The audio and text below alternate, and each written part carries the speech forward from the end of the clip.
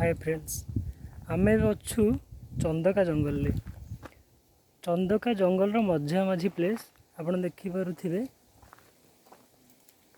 ये रास्ता जाइए जंगल भीतर को।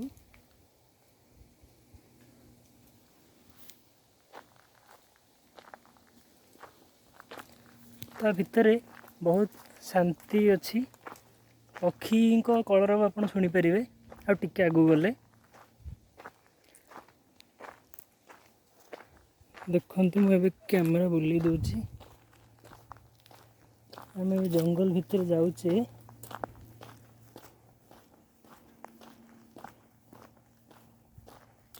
जो मैंने नेचर को खूब भल पाती प्रकृति को खूब पाखर देखा चाहते से मैंने जगह को आसीपर।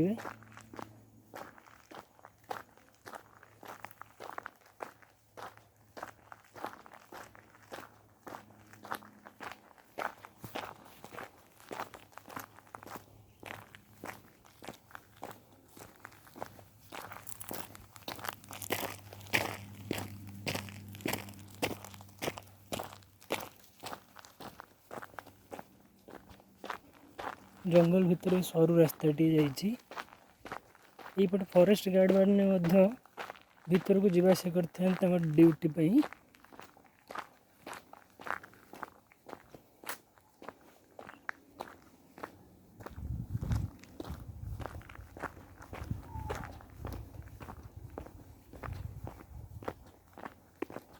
और टिके आगू गले आपण विभिन्न प्रजातिर चढ़ी स्वर शुणी पारे।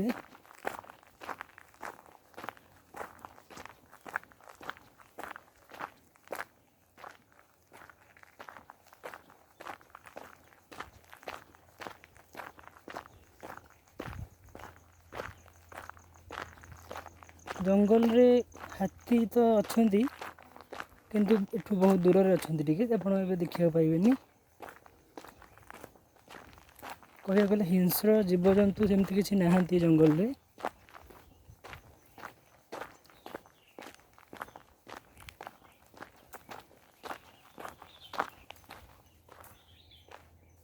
आपण ये टिके शुणी पारे रही चढ़ई मान किचिरी मिचिरी शब्द।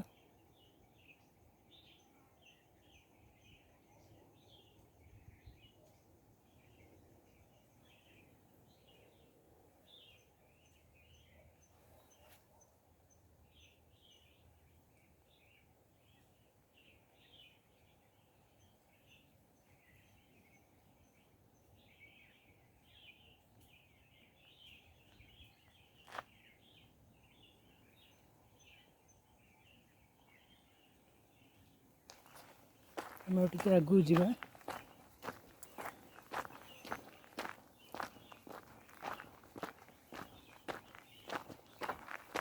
बहुत निरोला स्थान। आपण मैंने जब भी आसबे दी चार जन सांग साथी आसिले भल। या भितर को आसापी अनुमति तो आवश्यक रही।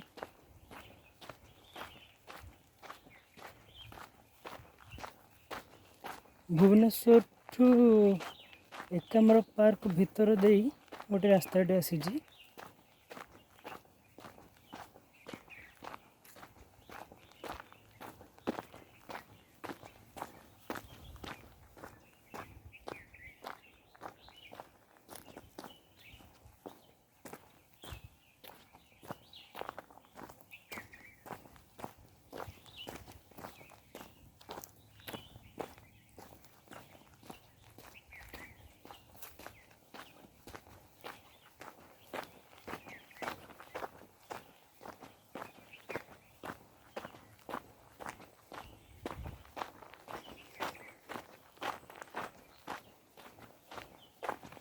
रास्ता पाखापाखि सरी सरी आसला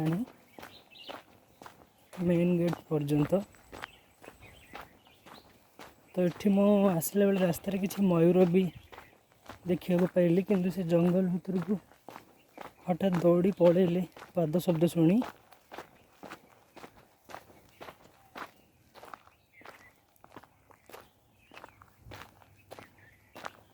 ये भितर बोध हुए से ଚଲାବୁଲା କରନ୍ତି।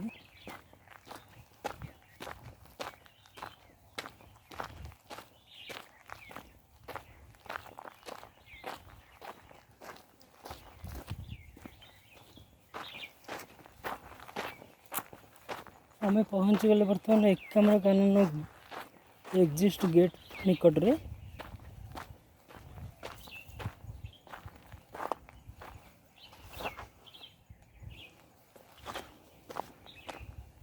आड़ू गले आप एकाम्रकानन देखिपारे। ये रास्ताटी जंगल भितर को जाइए। बोध हुए जाले आने किसी लोक व्यवहार करती।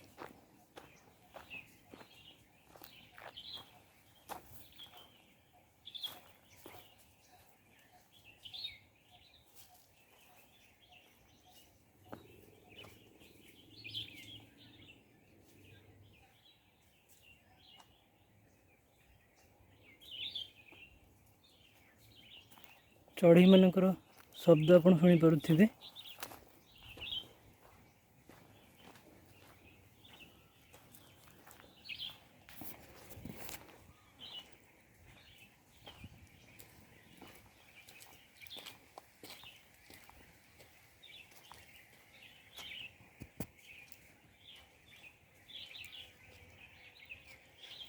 घोर जंगल गछपत्र सबुठी भर्ती। भुवनेश्वर भितर भी ये जगह अच्छी।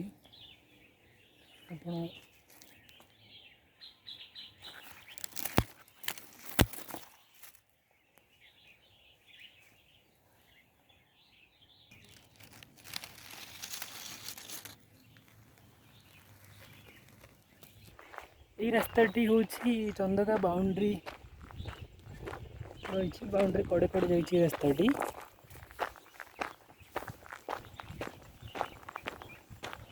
आम ए जंगल बाहर को चली आसलु।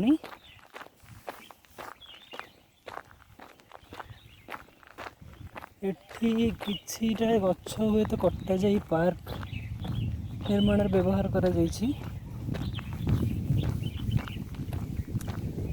उद्यान करा जाइछि। सुंदर सुंदर फूल गछ।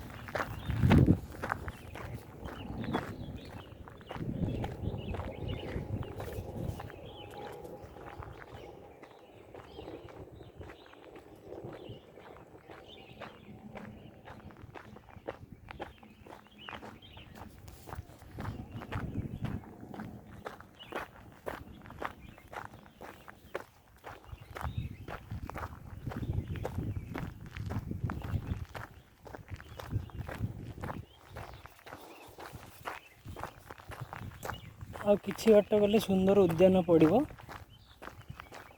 जमीठी बहुत प्रकार भेराइटर देखो मयूर गोटे एक भर को चली चली पलैले दु तीन मयूर हुए तो खेलुले ये।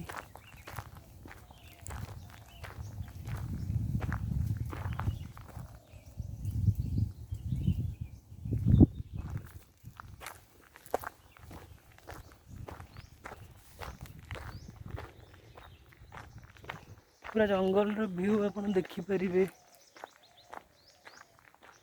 निजे थरे जगह को आसिले मोबाइल कैमरा लेंस रे जी देखा जाउछि तो सफिशिएंट नथिबो।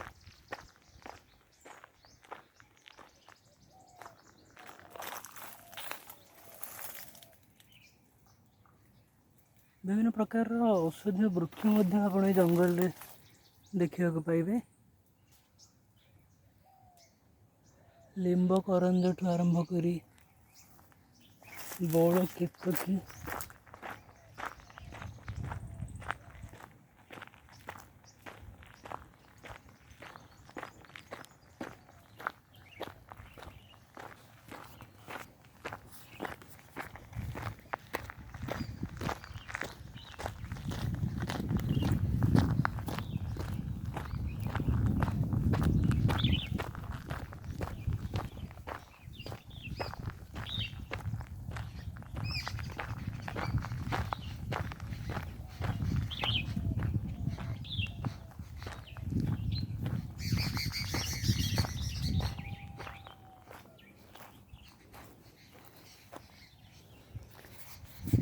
टिके आम एठी विश्राम करवा जेहेतु खरा टी अधिक होउची ए गछ छाई पाखरे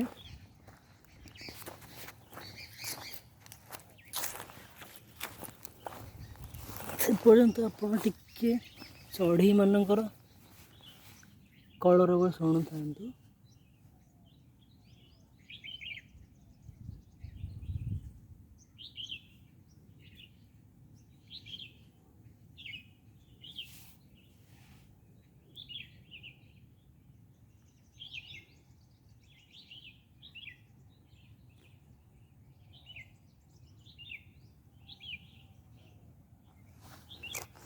एबे जिब्बा आगो को बढ़िबा।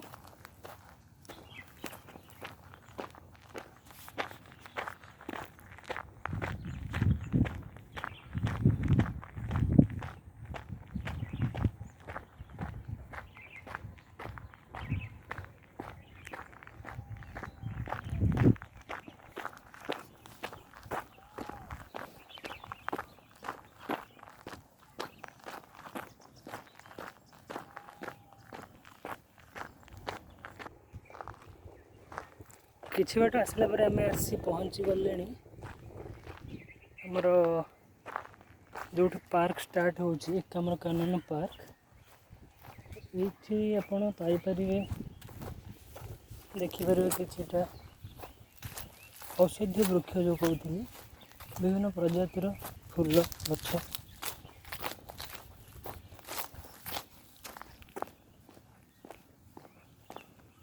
अल्प आगू गले आप देखिपारे।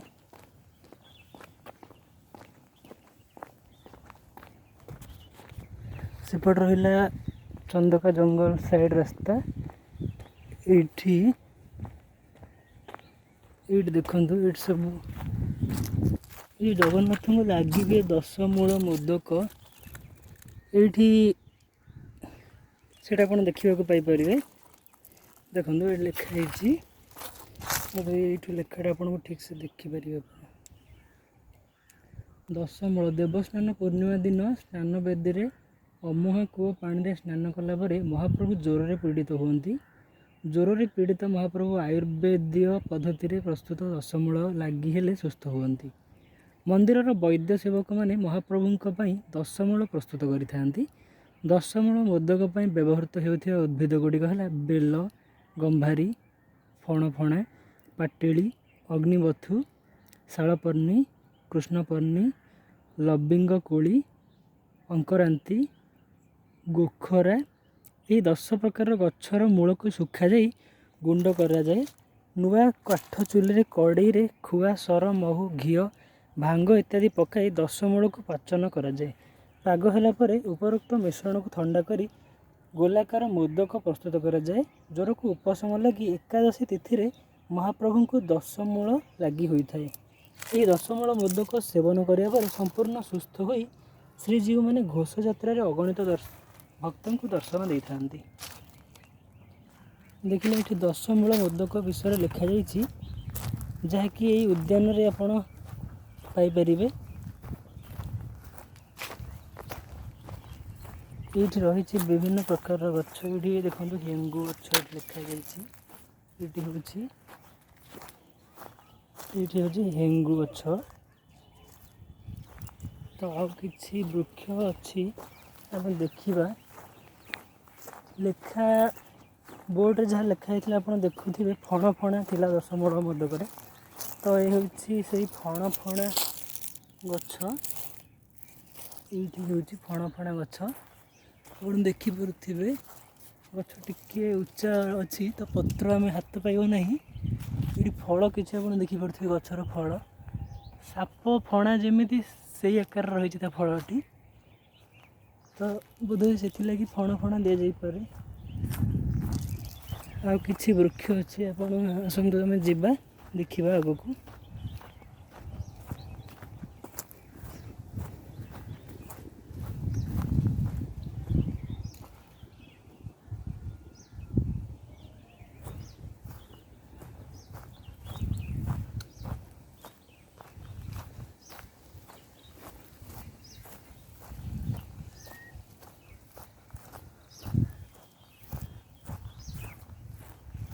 ଏଇଠି ହେଉଛି ଏଇ ଜାଗା ହେଉଛି ଆମର କାନନ ପାର୍କ ଭିତର ଜାଗା। ଗଙ୍ଗଶିଉଳି ବହୁତ ଗୁଡ଼ିଏ ଭେରାଇଟିର ଗଛ ଏଠି ଲଗାଯାଇଛି। ଆଗକୁ ରହିଛି ବାଟିକା।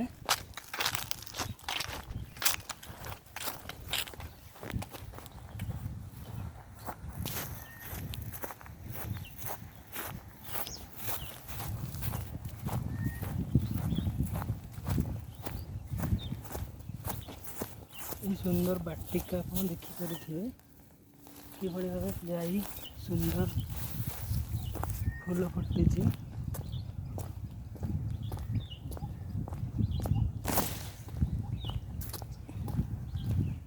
ଏଠି ଗୋଟେ ଚଢ଼େଇଟି ହୁଏତ ବସିଛି, ହୁଏତ ସେ ଖରାରେ ଛାଇରୁ ରକ୍ଷା ପାଇବା ପାଇଁ ବସିଥିଲା। ଆମେ ଚେଷ୍ଟା କରିବା ଭିତରୁ ହିଁ ଟାହିଆ। ଏଇଠି ଟାହିଆରେ ଯେଉଁ ଫୁଲ ବ୍ୟବହାର କରାଯାଏ ବୋଧହୁଏ ଏଇଠୁ ହିଁ ଯାଇଥାଏ ନା ଏଇଠି ସଂରକ୍ଷଣ କରାଯାଇଥାଏ। ଏଇଟା ଆଷାଢ଼ ମାସ ଶୁକ୍ଳପକ୍ଷ ଦ୍ୱିତୀୟା ତିଥିରେ ଶ୍ରୀ ଜଗନ୍ନାଥଙ୍କର ବିଶ୍ୱ ପ୍ରସିଦ୍ଧ ରଥଯାତ୍ରା ଅନୁଷ୍ଠିତ ହୁଏ। ଏହି ଦିନ ଶ୍ରୀ ଜଗନ୍ନାଥ ବଳଭଦ୍ର ସୁଭଦ୍ରା ସୁଦର୍ଶନ ରତ୍ନସିଂହାସନରୁ ପହଣ୍ଡିରେ ବିଜେ କରି ରଥକୁ ଆସିବା ବେଳେ ମସ୍ତକରେ ଟାହିଆ ଧାରଣ କରିଥାନ୍ତି। ଏହା ନାନା ଫୁଲ ପତ୍ରରେ ସଜ୍ଜିତ ହୋଇ ଅତ୍ୟନ୍ତ ରୁଚିକର ଦିଶୁଥାଏ। ସ୍ନାନ ଯାତ୍ରା, ଗୁଣ୍ଡିଚା ଯାତ୍ରା, ବାହୁଡ଼ା ଯାତ୍ରାରେ ମଧ୍ୟ ଶ୍ରୀଜୀଉମାନେ ଟାହିଆ ପରିଧାନ କରିଥାନ୍ତି। ଜଗନ୍ନାଥଙ୍କ ବଳଭଦ୍ରଙ୍କ ଟାହିଆ ଅଶ୍ୱସ୍ଥ ପତ୍ରାକାର। ଏହାର ଉଚ୍ଚତା 6 ଫୁଟରୁ ଉର୍ଦ୍ଧ୍ୱ ଓ ଗୋଲେଇ 8.5 ଫୁଟ। ସୁଭଦ୍ରା ଓ ସୁଦର୍ଶନଙ୍କ ଟାହିଆ ଟୋପର ସଦୃଶ। ବାଉଁଶ, ବତା, ବେତ ଓ କଦଳୀ ପଟୁକା ସୂତାରେ ବାନ୍ଧି ଟାହିଆର ଆକୃତି ଦିଆଯାଇଥାଏ।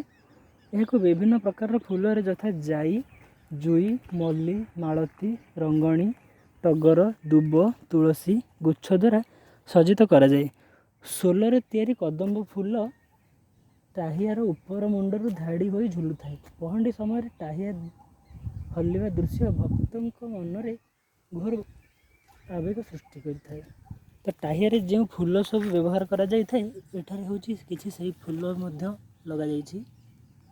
ଜୁଇ, ଆଗକୁ ଅଛି ମଲ୍ଲି ଗଛ ଏଇଠି ଲାଗିଛି, ବୋଧହୁଏ ଫୁଲ ଏବେ ଫୁଟି ନାହିଁ।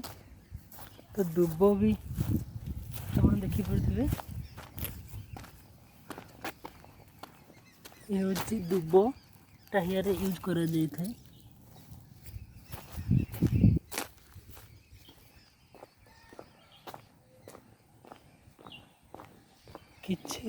କିଛି ଦୂର ଆଗକୁ ଆମେ ଆସିଲୁଣି। ଏବେ ଦେଖିବା ଫୁଲରି ତେଲ ଯେଉଁଟାକି ସେଠି ଆମେ ବୋଧହୁଏ ପଢ଼ିଥିଲେ। ଫୁଲରି ତେଲ ତ କ'ଣ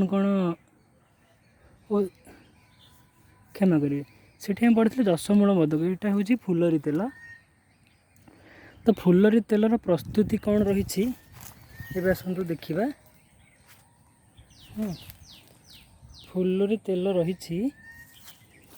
ସ୍ନାନ ପୂର୍ଣ୍ଣିମା ଦିନ ଶ୍ରୀ ଜଗନ୍ନାଥ 108 ଗରା ଜଳରେ ସ୍ନାନ କରିବା ପରେ ଜ୍ୱରରେ ପୀଡ଼ିତ ହୁଅନ୍ତି। ଚିକିତ୍ସା ପାଇଁ ପ୍ରତିବର୍ଷ 15 ଦିନ ଓ ନବକଳେବର ବର୍ଷ 45 ଦିନ ଅଣସର ଗୃହରେ ଅବସ୍ଥାନ କରନ୍ତି।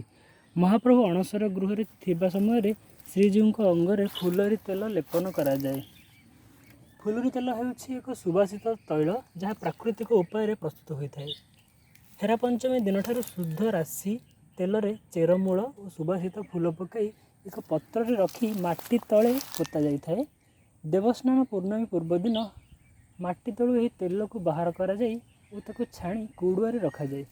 ପଞ୍ଚମୀ ଦିନ ତେଲକୁ ଅମୁଣିଆ ପ୍ରସ୍ତୁତ କରି ମହାପ୍ରଭୁଙ୍କୁ ଲାଗି କରାଯାଏ। ଘଣା ପେଡ଼ା ରାଶି ତେଲରେ ବେଣା ଚେର, ମାଳତୀ, କେତକୀ, କିଆ, ବଉଳ ଫୁଲ, କୃଷ୍ଣ ଭୋଗ ଧାନ ଆଦି ମିଶାଇ ଏହି ତେଲ ପ୍ରସ୍ତୁତ କରାଯାଏ। ଏହାଛଡ଼ା ଜୁଇ, ଜାଇ, ମଲ୍ଲି ଫୁଲ, ଘୋରା ଚନ୍ଦନ, ଫୁଲୁରି ତେଲ ପ୍ରସ୍ତୁତିରେ ବ୍ୟବହାର କରାଯାଏ। ରଥ ଉପରେ ଗଜପତି ମହାରାଜା ଛେରା ପହଁରା ବ୍ୟବହୃତ ହେଉଥିବା ଝାଡ଼ୁର ଖଡ଼ିକା ନଡ଼ିଆ ବାହୁଙ୍ଗାରୁ ତିଆରି ହୁଏ। କେବଳ ଏହାର ବେଣ୍ଟ ସୁବର୍ଣ୍ଣ ଖଚିତ। ଅଣସର ବେଳେ ହେଉଥିବା ସପ୍ତାବରଣରେ ଚତୁର୍ଦ୍ଧାମୂର୍ତ୍ତି ଅଙ୍ଗରେ ବିଭିନ୍ନ ପର୍ଯ୍ୟାୟରେ ଚନ୍ଦନ, କର୍ପୂର ଓ ଅଗରୁ ଲେପ ଦିଆଯାଇଥାଏ। ତ ଫୁଲରି ତେଲର ପ୍ରସ୍ତୁତିର ଚିତ୍ର ଗୋଟିଏ ଦିଆଯାଇଛି ଏଇଠି, ଆପଣ ବିଭିନ୍ନ ସମୟରେ ଦେଖିଥାଇ ପାରନ୍ତି। ଫୁଲରି ତେଲରେ ବ୍ୟବହୃତ ସାମଗ୍ରୀ ଯାହା ସବୁ ଲେଖାଯାଇଛି, ଏଇଠି ସେ ଫୁଲ ମଧ୍ୟ ଗଛ ରହିଛି।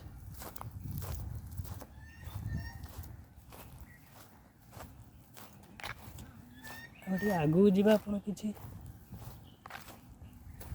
ସ୍ୱର ଶୁଣିପାରୁଥିବେ ଚଢ଼େଇଙ୍କର।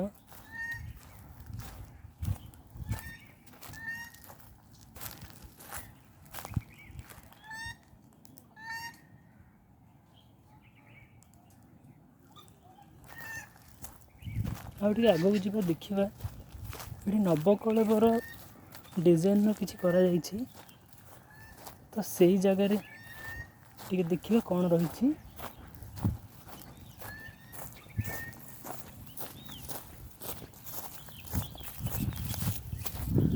ଇଏ ହେଉଛି ଗଛ ପତ୍ରରେ ଡିଜାଇନ କରାଯାଇଥିବା କିଛି ଘାସ। ଇଏ ହେଉଛି ଜଗନ୍ନାଥ ବାଟିକା। ତ ଏକାମ୍ର କାନନ ଭିତରେ ଏଇଟା ରହିଛି ଜଗନ୍ନାଥ ବାଟିକା। ଏହି ଜାଗାରେ ସବୁ ଜଗନ୍ନାଥଙ୍କ ସହ ଜଡ଼ିତ ବିଭିନ୍ନ ଉପଚାର ତେଲ ଆପଣ ଦେଖିପାରୁଥିବେ। ଖୁବ ସୁନ୍ଦର ଭାବେ ଡିଜାଇନ କରାଯାଇଛି ସ୍ତମ୍ଭଟି। ନୀଳଚକ୍ର ରହିଛି ଉପରେ ରହିଛନ୍ତି ନୀଳଚକ୍ର। ଦାରୁ ସଦୃଶ କାଠ ଗଲା ତିଆରି କରାଯାଇଛି। ଜଗନ୍ନାଥ ବାଟିକା ଆପଣ ଆସିପାରିବେ ଏଇଠାକୁ ନୀଳଚକ୍ରରେ ଦେଖିବା ପାଇଁ।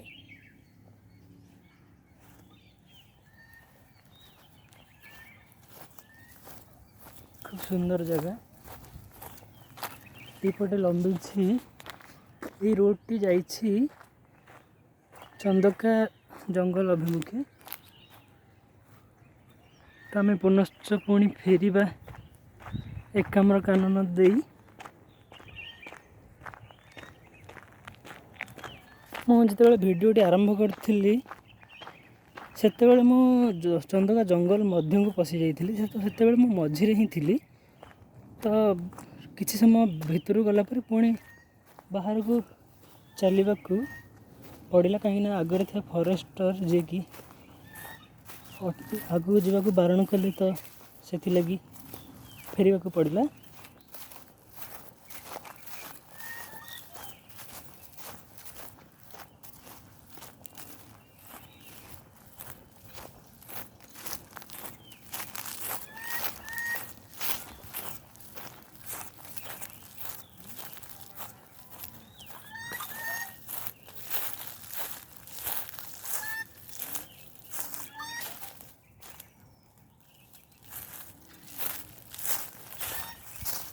ଚଢ଼େଇମାନେ ଖୁବ ସୁନ୍ଦର ଭାବେ ଏଠି ନିର୍ଭୟରେ ବିଚରଣ କରୁଛନ୍ତି।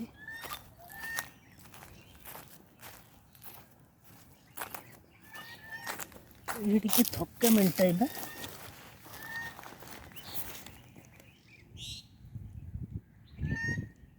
ଏଇଠି ଦେଖୁଛନ୍ତି କିଛି ପତ୍ର ଝଡ଼ି ପଡ଼ିଛି ସୁନ୍ଦର ଭାବେ। ତ ଦେଖିପାରୁଥିବେ ଆପଣ।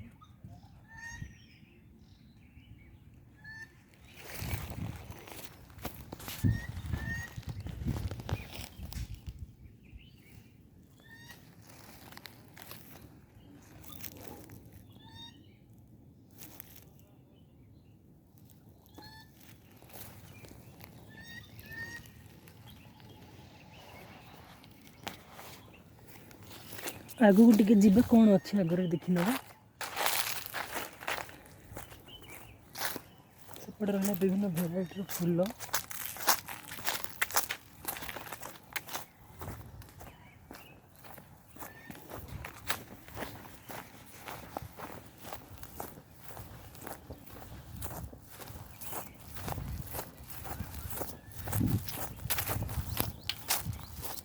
ये रास्ताटी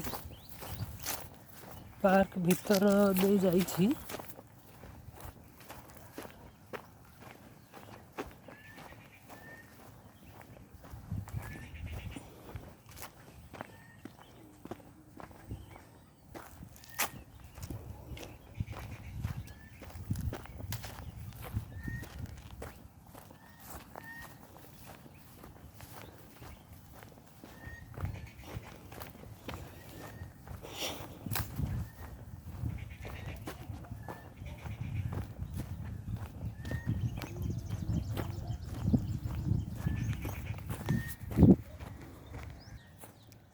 आमे भी बर्तमान पार्क मझा मझी की पलि आसिलुणु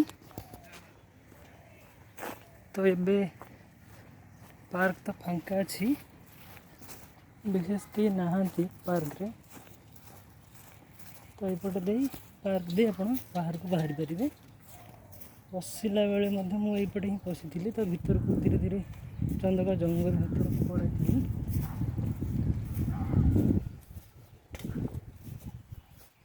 पार्क में बहुत गुड़े सुंदर सुंदर फूल गछ लगी बहुत मनोरम दृश्य आपन चाहिए शीत दिन ही ये को आसिकी एंजॉय करें।